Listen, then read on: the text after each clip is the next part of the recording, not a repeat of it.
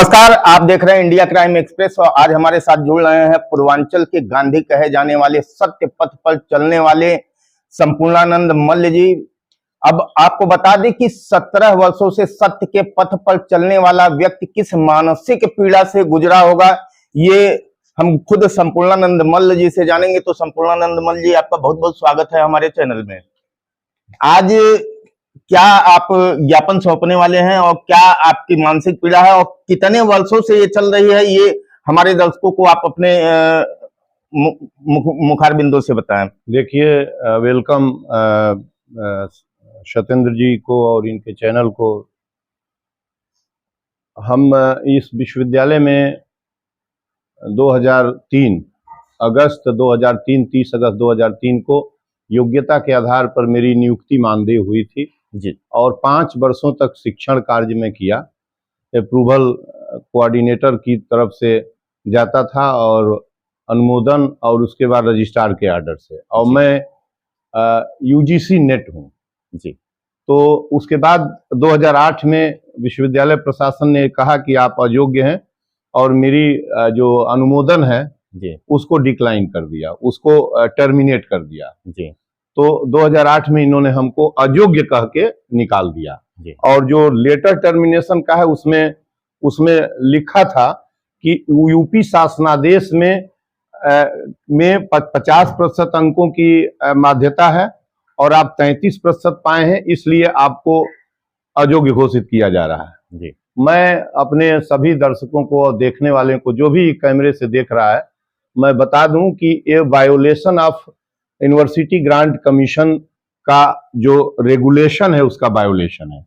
हमसे इससे कोई मतलब नहीं कि हमारा 33% ग्रेजुएशन में है या 99% है। कैंडिडेट जो 55% एंड ज्यादा पाता है वो यूनिवर्सिटी ग्रांट कमीशन की परीक्षा, जो एडवर्टीजमेंट आती है, वो रेगुलेशन है, वो एक्ट है, उसमें बैठता है और जब वो उत्तीर्ण होता है तो वह एलिजिबल फॉर लेक्चरशिप लिख के मिलता है, सर्टिफिकेट एक मिलता है, उस पर लिखा रहता है एलिजिबल फॉर ए सर्टिफिकेट। यही है, मैं ये दिखा रहा हूं, ये सर्टिफिकेट है यूनिवर्सिटी ग्रांट कमीशन का, इस पर लिखा हुआ है और इसमें ये भी लिखा रहता है, अंदर लिखा रहता है ही सी declared eligible for lectureship in universities colleges, और इसके ओवरलीफ पर लिखा रहता है कि at least 55% marks without grace mark जो पीजी में पाएगा वो परीक्षा में बैठेगा, वही परीक्षा में बैठेगा। बीए में कोई कितना पाया है इससे कोई मतलब नहीं है, और बीए का आप कैलकुलेशन में ले भी नहीं सकते, इसलिए कि कोई लेक्चरर बीए की योग्यता पर नहीं होता। आज देश का एक कानून आपको बता रहा हूं कि जब भी प्रवक्ता होता है उसके लिए पीजी चाहिए।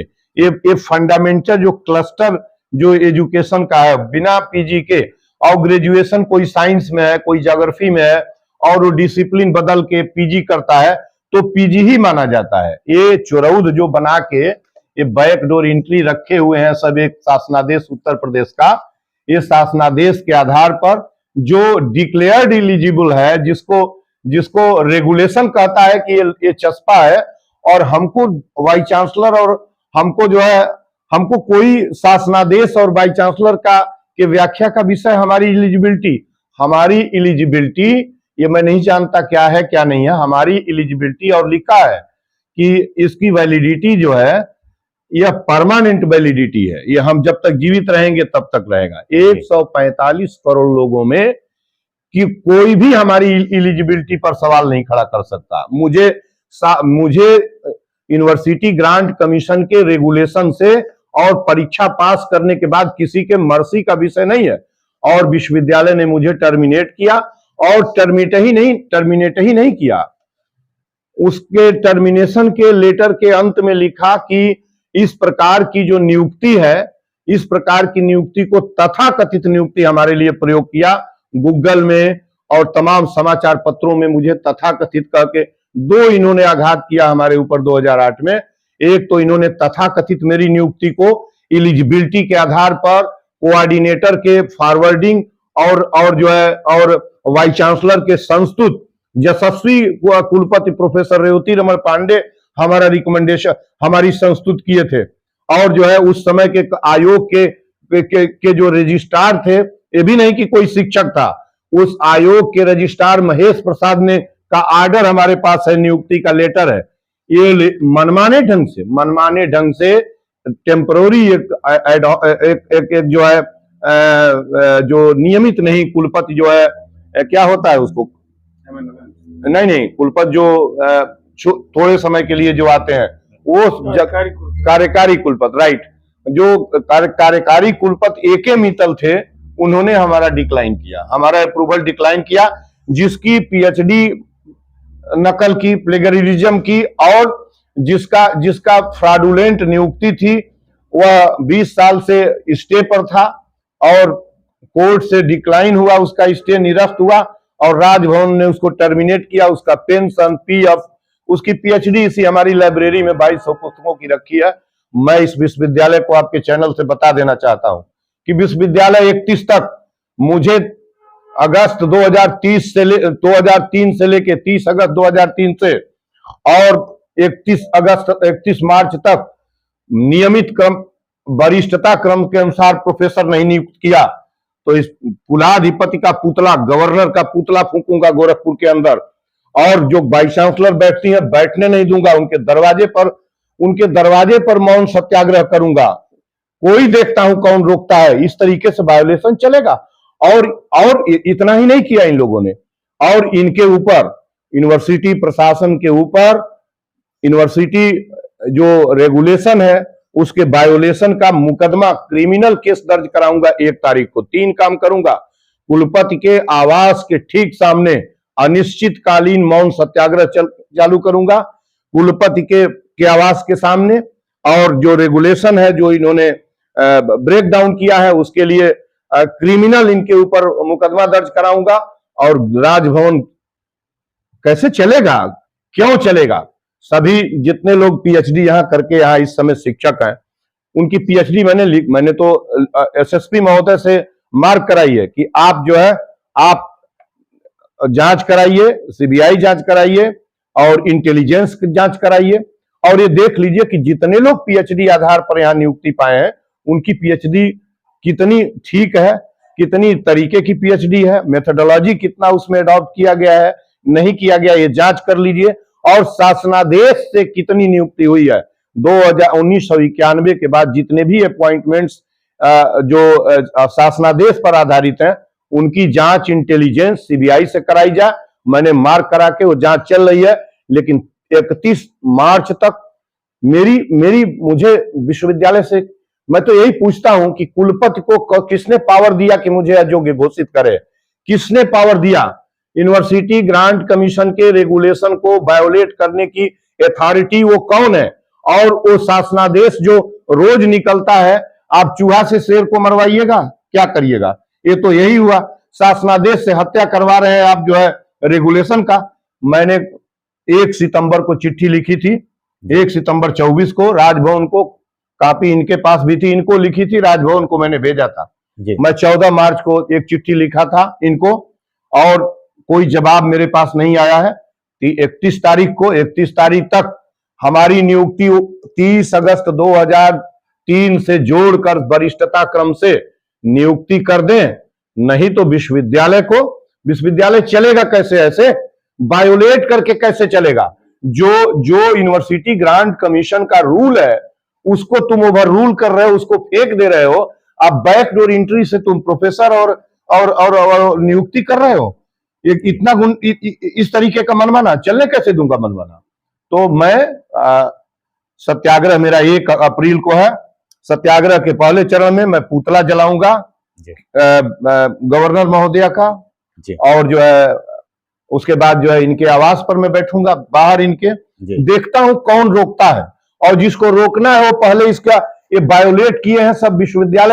विश्वविद्यालय अथॉरिटी ने वायोलेट किया रूल को, इनको जाके समझा दे कि तुम क्या कर रहे हो, तुम किस तरीके का वायोलेट करके इस विश्वविद्यालय को चला रहे हो। मेधावी, मैंने ये भी लिखा है प्रत्यावेदन में कि वो हमारी, ये तो छोड़ दीजिए, एलिजिबिलिटी है जिसके लिए मुझे सनद मिली है कि मैं एलिजिबल हूं जी। मैं लिखा हूं कि DU, JNU, DDU, BHU, Allahabad university में हमारी गुड एकेडमिक जो रिकॉर्ड है हमारा और अन्य प्रोफेसर्स का इंडोलॉजी, आर्कियोलॉजी, कल्चर और हिस्ट्री में, ये देख लें कि इन पांचों विश्वविद्यालयों में मुझसे अच्छा उत्तम academic record, good academic record किसके पास है। मैंने ये विजिलेंस, इंटेलिजेंस से जांच की मांग की है।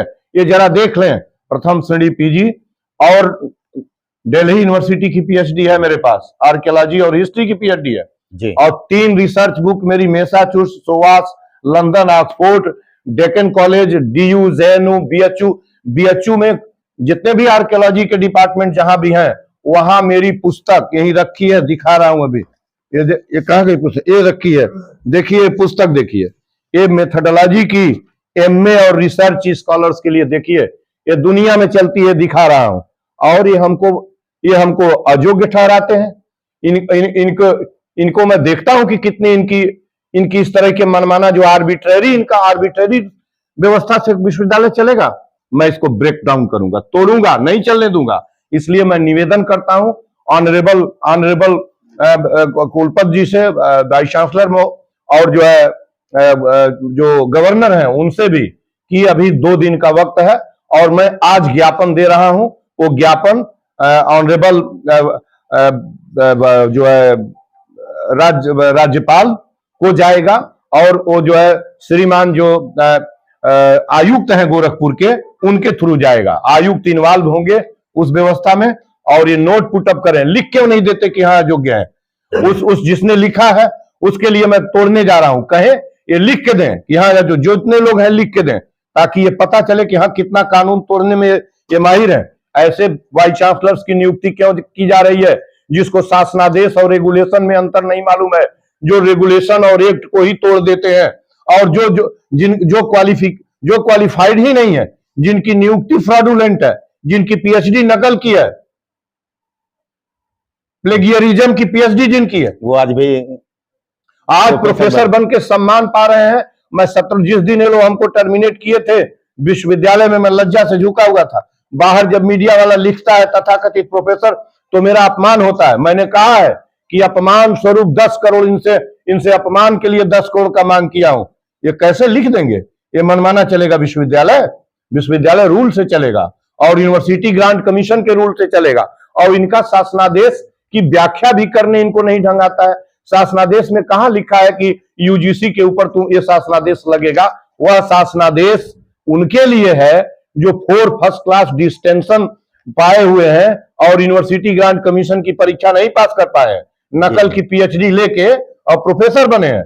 उनमें जाके लागू करो, देखो हमारे में कैसे लागू करेंगे। मैं 1 तारीख को गवर्नर का पुतला फूंकूंगा, रिस्पेक्टेड ऑनरेबल गवर्नर का, और जो है ऑनरेबल वाइस चांसलर के दरवाजे पर अनिश्चितकालीन सत्याग्रह करूंगा और इन सबके विरुद्ध जो वायोलेशन ऑफ जो यूनिवर्सिटी रेगुलेशन है उसके विरुद्ध जो है अपराध का मुकदमा दर्ज कराऊंगा। जी, तो हमारे साथ जुड़े हुए थे पूर्वांचल के गांधी कहे जाने वाले संपूर्णानंद मल्ल जी, जो 17 सालों से कितनी मानसिक वेदना से गुजरे हैं, उन्होंने खुद स्वयं बताया है। बने रहे हमारे साथ, देखते रहे इंडिया क्राइम एक्सप्रेस।